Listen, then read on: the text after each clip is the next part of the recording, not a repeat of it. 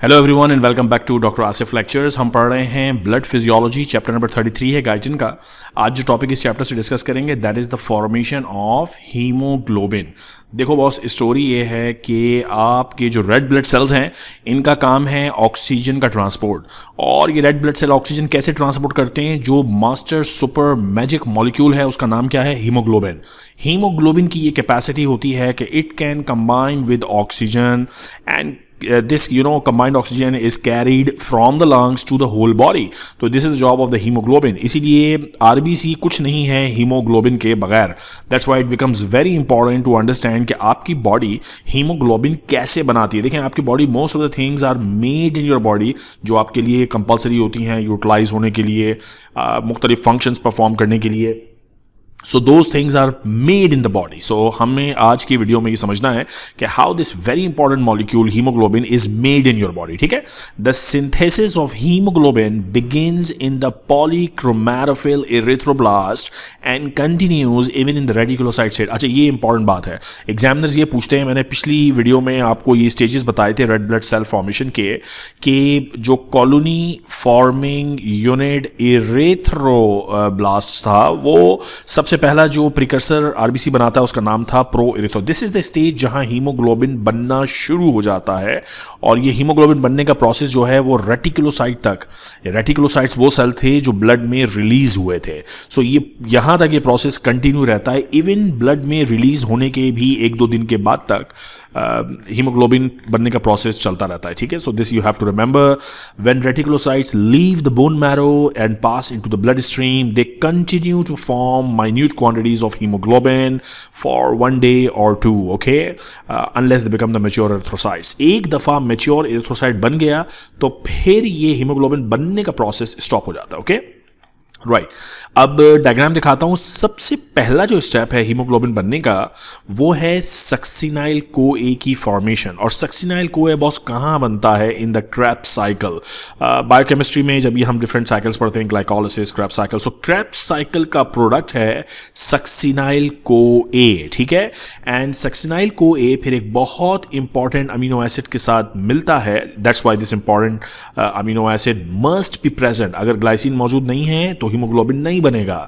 So succinyl CoA combines with glycine and as a result जो चीज बनती है उसको हम नाम देते हैं pyrrole molecule. So if you look at this, this is the important stuff. पूरी आज की वीडियो की समरी ये है कि 2 सक्सिनाइल कोए के मॉलिक्यूल्स 2 ग्लाइसिन के मॉलिक्यूल्स के साथ मिलते हैं और रिजल्टेंट जो हमारे पास स्ट्रक्चर आता है उसको नाम देते हैं पायरोल रिंग। क्या नाम दिया जाता है इसको? पायरोल। अच्छा, ऐसे 4 पायरोल, एक पायरोल ये है, दूसरा, तीसरा, चौथा, सो 4 पायरोल कंबाइन टू मेक प्रोटोपोरफायरिन 9। देखो बॉस, ये इंपॉर्टेंट है क्योंकि जब मैं आपको आयरन की आरबीसी की जब हेमोलिसिस बताऊंगा और डिग्रेडेशन पढ़ेंगे, आयरन मेटाबॉलिज्म पढ़ेंगे, पोरफायरियास का जिक्र आएगा, तब ये सारे स्टेप्स मैं आपको रिमाइंड करवाऊंगा कि पहले ये बताओ कि हीमोग्लोबिन बना कैसे था। जैसे हीमोग्लोबिन बना था, रिवर्स ऑर्डर में हम उसकी डिस्ट्रक्शन भी डिस्कस करेंगे। ठीक है? बॉडी उसको कैसे मेटाबोलाइज करती है। सो बनने के प्रोसेस, स्टेप नंबर 1, कितने सक्सिनाइल कोए के मॉलिक्यूल? 2। कितने ग्लाइसिन के मॉलिक्यूल? 2। सक्सिनाइल कोए कहां से आया? From the Krebs cycle and glycine is an amino acid. Okay, so ये दोनों मिलकर बनाते हैं पायरोल रिंग। 4 पायरोल रिंग मिलकर क्या बनाते हैं? प्रोटोपोरफायरिन 9। अब ये जो प्रोटोपोरफायरिन 9 है ये एक और इंपॉर्टेंट डाइटरी कंपोनेंट यानी आयरन के साथ मिलता है और अब जो स्ट्रक्चर बनता है उसको कहते हैं हीम। So, अगर मैं आपसे पूछूं what is heme? Heme is the composition when iron combines with protoporphyrin 9. What is protoporphyrin 9? Protoporphyrin 9 is made up of 4 pyrrole rings. What are pyrrole rings? Combination of glycine and succinyl CoA. ठीक है? तो ये इस order में आपको चीजें exactly याद होनी चाहिए। सो पायरोल रिंग है, 4 पायरोल रिंग मिलकर बनाते हैं protoporphyrin 9, which then combines with iron to form the heme molecule. अच्छा, अब heme molecule के साथ एक प्रोटीन चेन आकर के अगर अटैच हो जाए जिसको ग्लोबिन चेन कहते हैं, that globin chain combined with heme, the resulting structure is called hemoglobin. hemoglobin. So heme plus the polypeptide, which means the protein chain, which means the globin chain, and there you get the hemoglobin molecule. So hemoglobin के अंदर basically एक heme portion है. Heme portion is made up of iron and there is other protein portion which is what we call the globin. तो ये दोनों मिलकर बनाते हैं hemoglobin. Heme portion की पूरी स्टोरी आपको पता है कि उसमें आयरन है और प्रोटोपोरफायरिन 9 है. प्रोटोपोरफायरिन 9 4 पायरोल से बना है, 4 पायरोल ग्लाइसिन और सक्सिनाइल CoA से बने. So that sort of story is something that you have to remember for the formation of haemoglobin. Now haemoglobin में बार बार मैं बात कर रहा हूं कि जो प्रोटीन चेन अटैच होती है हीम के साथ, ये प्रोटीन चेन डिफरेंट वेरिएशंस या डिफरेंट फ्लेवर्स में पाई जाती हैं. For example the protein chains can be alpha chains, can be beta chains, can be gamma chains and delta chains. ठीक है, अब टोटल हमारे पास 4 प्रोटीन चेन्स ने कंबाइन होना है. So 4 of these chains in turn bind to the whole molecule of hemoglobin. So hemoglobin के अंदर कितनी प्रोटीन चेन्स अटैच्ड हैं? 4 प्रोटीन चेन्स. ठीक है, सबसे मोस्ट अबंडेंट एडल्ट्स में जो हीमोग्लोबिन पाया जाता है, which is also called the haemoglobin A, उसमें 2 अल्फा चेन्स हैं और 2 बीटा चेन्स हैं. So that's the normal structures का ये मॉलिक्यूलर वेट है. Now because each globin chain has a haem prosthetic group containing an atom of iron, and because there are 4 hemoglobin chains in each hemoglobin molecule, one finds 4 iron atoms in each hemoglobin molecule. So यार ये बात अब समझने वाली है, important है. ठीक है, हीमोग्लोबिन का जो एक मॉलिक्यूल है ना, it's a tetrad. It's a tetrad जो हम वर्ड यूज करते हैं कि इसमें 4 आयरन है. Okay, there are 4 iron there are 4 protein chains in there.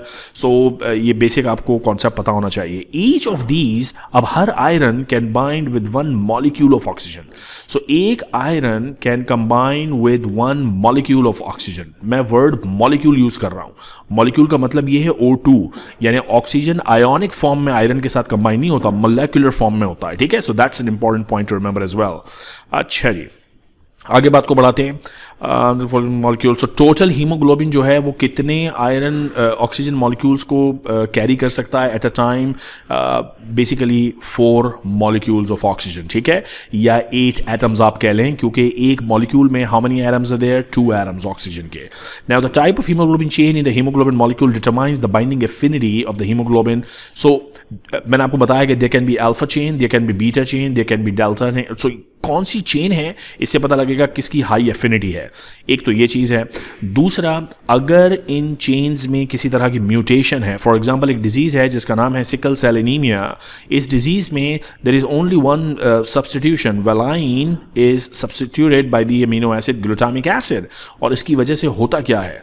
इसकी वजह से होता ये है कि नॉर्मल कंडीशंस में तो मामला नॉर्मल रहता है, लेकिन अगर कोई ऑक्सीजन स्ट्रेस वाली सिचुएशन है, यानी ऑक्सीजन कम है किसी भी वजह से, हाई एल्टीट्यूड है वगैरह वगैरह, so whenever the haemoglobin is exposed to the low oxygen it forms crystals, और इन क्रिस्टल्स की वजह से ये ब्लड वेसल्स में से गुजर नहीं सकते रेड ब्लड सेल्स. ओके, सो सिकल सेल एनीमिया, पूरी रेड ब्लड सेल की मॉर्फोलॉजी चेंज हो जाएगी बिकॉज ग्लोबिन चेन्स जो हैं उनमें म्यूटेशन है. ठीक है, now haemoglobin combines reversibly with oxygen. ये इंपॉर्टेंट पॉइंट है और ये ज़रूरी भी है. देखो, लंग्स में ऑक्सीजन है, रेड ब्लड सेल यहाँ आते हैं, हीमोग्लोबिन बाइंड होती है. अब अगर ये हीमोग्लोबिन सारी जिंदगी के लिए इसके साथ बाइंड हो जाएगी तो टिश्यूज़ को क्या मिलेगा?